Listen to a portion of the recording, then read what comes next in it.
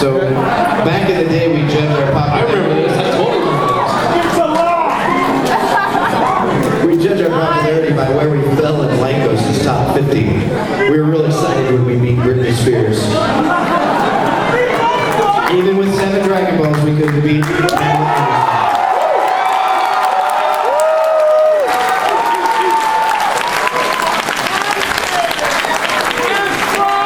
And this is about the time that Funimation and Dragon Ball Z started becoming the Dragon Ball Z that we all know and love today. You started getting a lot more of your cast members in that you guys recognize, like your Best song ever.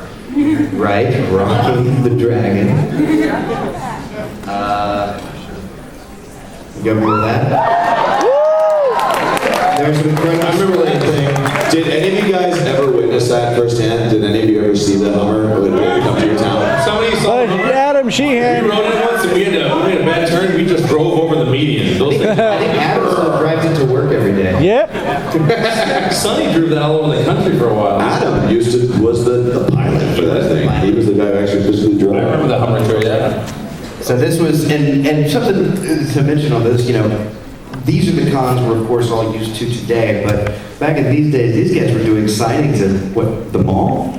Yeah, we signed Military bases? Dude, we had to do a signing at the Palisades Mall, and I was on a truck with Santa Claus and me. And it was like, Goku versus Santa Claus in terms of popularity. We got the Palisades Mall, you know, right here. Jersey. I was more popular. I think I just blasphemed Santa. But it was really funny to be on a float with Santa Claus. What the hell am I doing? This is when a slew of our most handsome actors came out. They just wanted more handsomeness and Andre Agassi on the low right. Ken knows that. And a lot of these are actually old headshots from back in the day. Yeah. Ken actually saw that particular headshot the other day, and it was like, oh, look at the top of my head, there's hair. But yeah, this is when we started bringing in these. So, as a matter of fact, the first recording session that I worked on was with Mr. Eric Vale, and it was his first recording session. This is also the time where Dragon Ball Z first came out on DVD. I've seen a few of these DVD cases floating around here today for signatures and whatnot, so a lot of you are the reason why we're continuing Oh, yeah. this stuff. All of you are.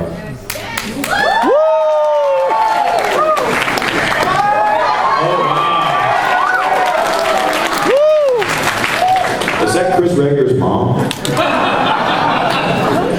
Next batch of actors that rolled in through auditions, we started casting up through this would actually, I suppose, cover, you've got Young Trunks, you've got Goten, you've got Hercule, Teenage Gohan there, and Kid Buu back there, Josh Martin. That picture of Kyle, it's actually his recent headshot. This was nothing happened. This is where I was sleeping. We were training in the hyperbolic time chamber. Yeah. Otherwise known as sleeping in the booth, which is what I used to do a lot. I know I was sleeping in the booth at lunch. You guys would go to lunch and I'd be tired because I was, you know, and I'd lay down on the phone in the booth and fall asleep. Y'all, I had the headphones on, then you get the mic. Oh, Sean, time to work again. Yeah, I remember that. Yeah, I'd totally sleep in the booth. To archive episodes back at that time, we'd actually have to use jazz discs. And you could only get half of the episode. It would take 20 minutes to download. Jazz? Is that what they call it? No. Jazz. I Omega, yeah. Zip drives. Zip drives or jazz? They had Yeah. jazz drives. Too. I remember, yeah. So we'd wait and get like maybe 10, 15 episodes that need to be backed up. And so these things would take approximately 40 minutes to take off of one machine and another 40 minutes to put on another machine and then another 40 minutes to back up onto disc. I mean, in some defense, they did have 400 megabytes of data on. Wow. You know what? Wow. So I'd sleep in Funimation doing all of these archives, but one of our IT guys actually did because I knew very little of computers except for what I was being taught at Funimation. So one of our guys came in with those 8-inch floppy disks, a box of them, said, I need you to back it up to this. I don't even know how to get it into the drive. 2003, Wow. Dragonball series on DVD.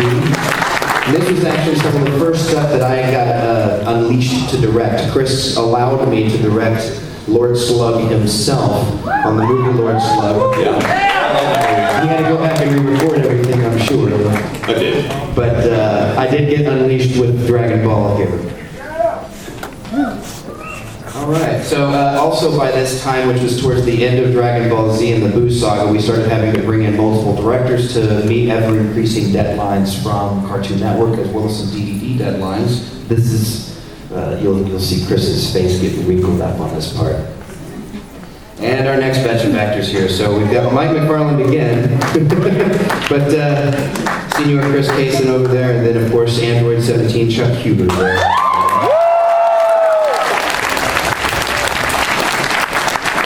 And then Chris left Funimation and started his own studio, Okatron. Yeah. There it is. Those were the days. That monkey was real, by the way. Wow. Thank you. Dragon Ball GT started up in production about this point with Chris Evans filming direction of it. And simultaneous to GT recording is when Funimation went back to record the first 67 episodes of Dragon Ball Z, uncut for the first time using the Funimation actors to get the completion of it all together. So we started seeing Sean's face around the office a lot more, and that was good. And Mike McFarland and Zach Bolton really led those projects. And then... I really thought it was over. I really did. I was like, we kept doing games. Or so we thought. We're doing this big thing here. You know what's going to happen. So, oh no, Dragon Ball ABCD Elemental P is coming out. AF's a rumor, by the way. But April Fools, yeah. They should have Dragon Ball Elemental P. I would love that. What is this?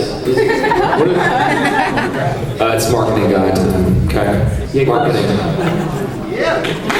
This is giving you a little kind of sneak peek about some of the DVD extras that you guys are going to be seeing on these next releases. What we're doing is we're including, part of that Capsule Core archive, we're including collectible character cards. So right now for this particular one, Chris has graciously signed this one. And so we're going to be having each one of these, there'll be a different card to collect, and it's a foil stamped signature, so when it's all said and done, you'll have a full set of all of them together. I'm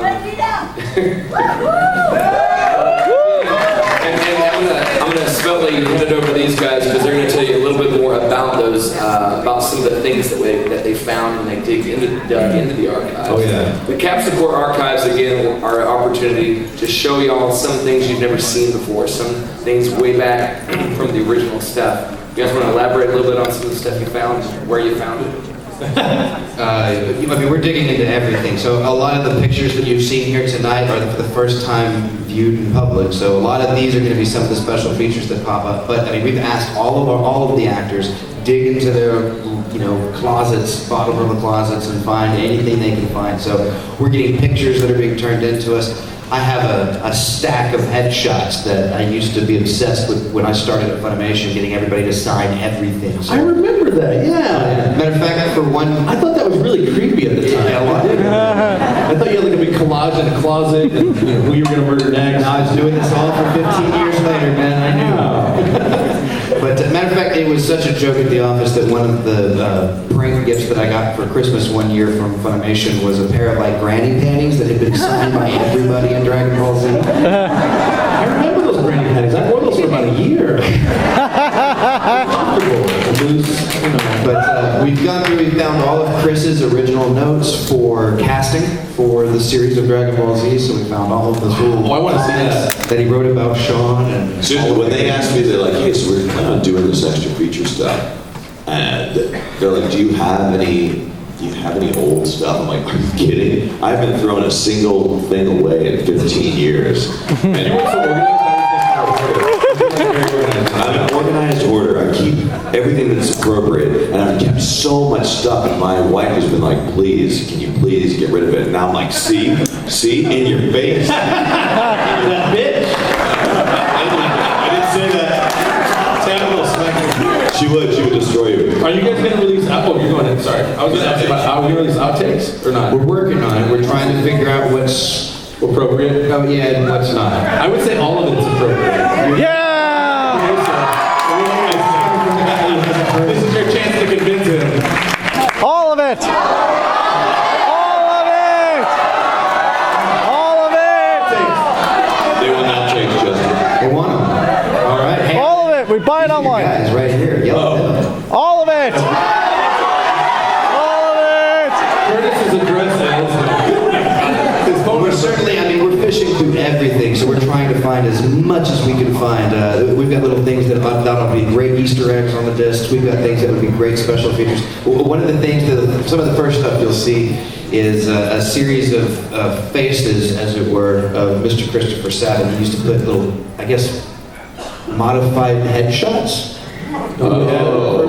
Yeah. There's we might accidentally run across one of those tonight to give you a taster. But at any rate, we're digging deep. We're finding everything we can possibly find to throw at you guys and kind of bring you into a little bit of the family. The little inside story. Can we talk about what we did today? Or can we mention that? Yeah, that's okay.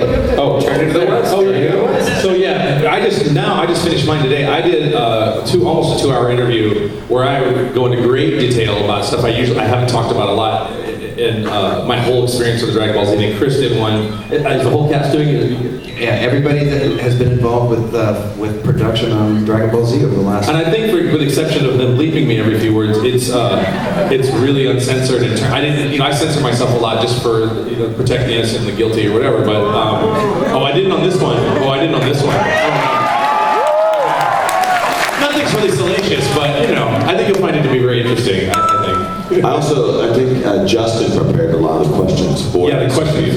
And they're not these softball questions that we get every single time. They're really probing good questions. I wanted to make sure that you guys have heard all of the answers 1,000 times, and so I really wanted to dig deep and dig. Yeah, we made Chris say it, but yeah, we dug deep. We haven't really talked about everything that they've gone on and on and on so much about, but yet has never been really published or put out there to you guys to look at. And the idea for the journey to the West is that basically we're going to hope for about 2 interviews per volume that are going to be about 20 minutes in length. There will be a straight 20-minute run from one section of the interview and then 20 minutes through. And the end game for this is going to be much larger than that. So you can only imagine if we're doing interviews with everybody involved with DBZ, we're gathering all of these archival things. I'll let you guys kind of put 2 and 2 together and figure out maybe what you'll see on the later volumes of the Dragon Ball Z Blu-rays. But it'll be massive. We're going to do a group naked shot. Are we doing on the cards now? You guys said we're doing the signatures on the cards. Are you putting our headshots on the other side? That's right. So on these cards, they're going to have our bios and headshots on the other side, plus the signatures. Oh man, this is awesome. This is like, you guys put everything on there. We're trying to go all out. You want my old email? How many times have they already all bought Dragon Ball Z? We have to make it something collectible and something genius. This really is epic. You guys are going all out. We're trying to make this to be the be-all, end-all of Just in case it's the end, which it's probably not. But Just in case. it's the gift that keeps on giving. The release after this will be when we finally just invite you into the doctor's office to have Dragon Ball Z injected into your brain.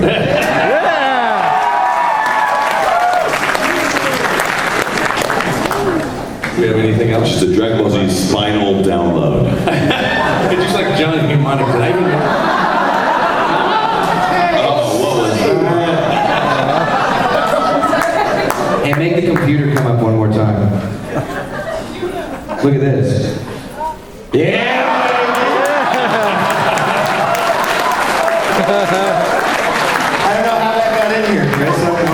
Thanks, buddy. That's kind of sexy. Yeah, so I used to put those up in my office. And there are several other characters that he may or may not have voiced that might appear in there as well. You get your shot there, doesn't it? Anybody else get your shot? It's about to disappear. Oh, I don't know what happened to that. It's been lost forever. Thank you. Until you buy the Blu-ray.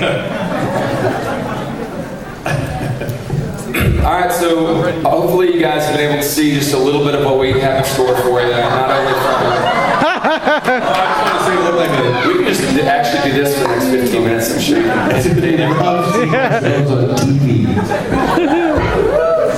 don't know, I feel like I get to be a monkey or something.